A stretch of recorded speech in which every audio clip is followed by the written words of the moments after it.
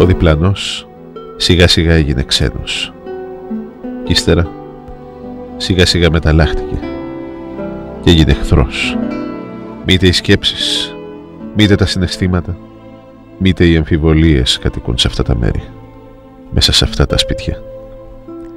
Χαρά και εργασία και ο μέγας φθόνος για τον ευτυχούντα γείτονα.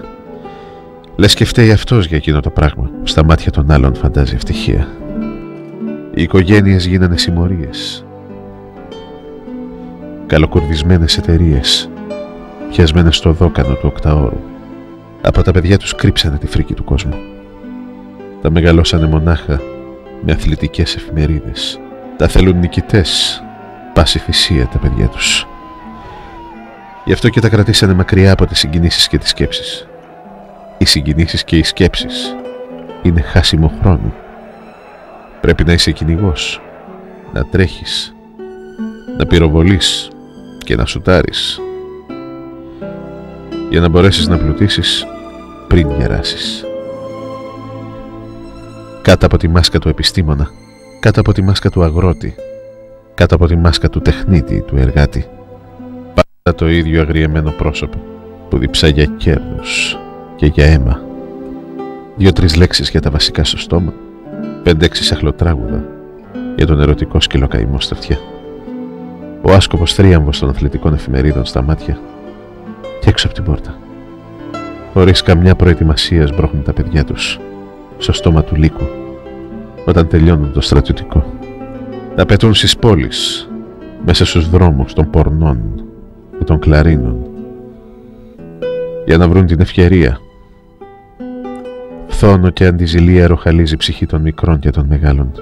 Και λόγια πίσω από την πλάτη για τα φώτα της βεράντας, για το αυτοκίνητο και τα κυβικά του, για τα μοσαϊκά που έστρωσα στην κουζίνα.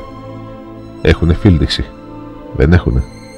Για την τροφή που τρως και για τα ρούχα που φοράς. Κημητήριο των αισθήσεων, σαρκοφάγος βάλτος των επιθυμιών, για το διαρκές ρέψιμο της βαριστομαχιάς από τα χαλίνοτα τσιμπούσια. Κάθε τι που στολίζει και μορφαίνει τη ζωή των ανθρώπων, εξόριστο. Μονάχα οι κοινόδοντες υφέρπουν κάτω από τα χείλη, έτοιμοι να αρπάξουν κάθε τι που σαλεύει ακόμα ζωντανό και τρέμει από τον φόβο του σκότους. Αν είχατε εσείς ένα παιδί που το μεγαλώνατε με θυσίες και το βλέπατε να το κοροϊδεύουν και να το εξευτελίζουν μέσα από μια τέτοια εκπομπή δήθεν ανάδειξης νέων ταλέντων, πώς θα αμυνόσασταν? Θα φρόντιζα να έχω εξασφαλίσει στο παιδί μου μια καλή ζωή. Από εκεί και πέρα θα το άφηνα να δοκιμάσει τα πάντα και να διδαχτεί μόνος του. Θα ήμουνα πάντα δίπλα του σε κάθε δύσκολη στιγμή του. Δηλαδή, ξέρετε, σήμερα και οι νέοι μέσα σε όλο αυτό το κυνηγητό και το οριμαγδό που γίνεται, γιατί δεν τους συμπεριφερόμαστε καλά, αυτό είναι σίγουρο, δεν ακούν και συμβουλές, δεν ακούν τίποτα. Αν δεν δοκιμάσουν και για να καταλάβουν οι ίδιοι τι ακριβώς συμβαίνει, δεν μπορούν να κάνουν πίσω. Τότε πρέπει να είσαι στη δύσκολη στιγμή της υποχώρησής τους, να είσαι δίπλα τους, να τους στηρίξεις. Να αποφορτήσουμε λίγο την ατμόσφαιρα. Ναι. Τι θα θέλετε να ακούσουμε τώρα? Με τα μάτια ερμητικά κλειστά.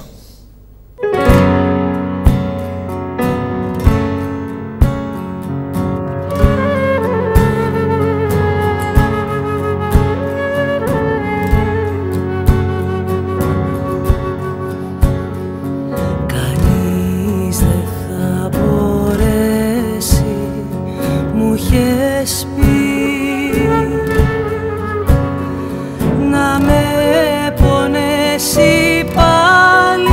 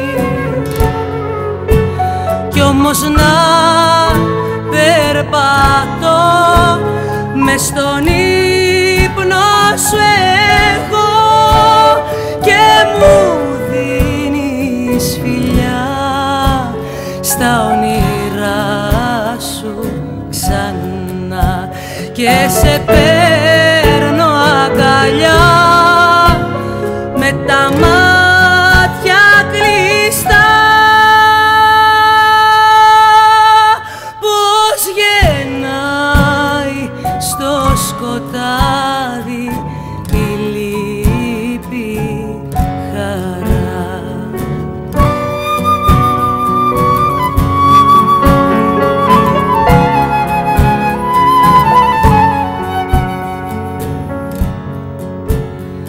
Κανείς δεν θα μπορέσει, μου είχες πει, ποτέ να μ' αγαπήσει όπως